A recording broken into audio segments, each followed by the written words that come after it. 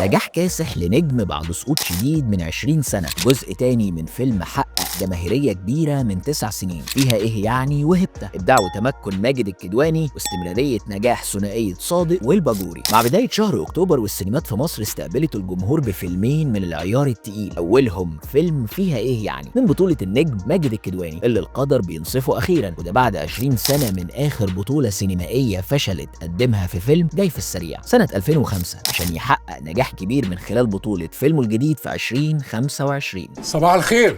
الفيلم اللي بيتكلم عن صلاح الأب الأرمل اللي عايش مع بنته وجوزها وحفيدته، ويقرر يرجع لشقته القديمة وهناك بيقابل من تاني حبه الأول.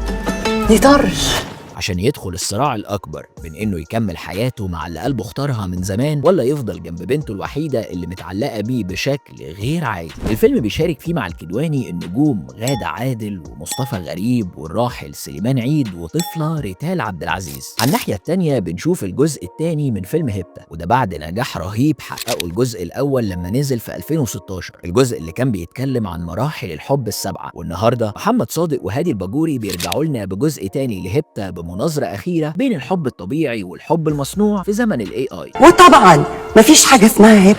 هبتة 2 بيقدم لنا 3 قصص حب معتادة، أبطالهم كريم فهمي وجيهان الشماشرجي، كريم قاسم وسلمى أبو ضيف، حسن مالك وميان السيد. قصة حب إلكترونية بين منى شلبي وأبليكيشن شات جي بي تي بتاعها. المنافسة بين الفيلمين في السينمات قوية لحد دلوقتي، بس لما تدخلوهم استنى تقولوا لنا في الكومنتات انتوا من تيم فيها ايه يعني ولا من تيم هبتة.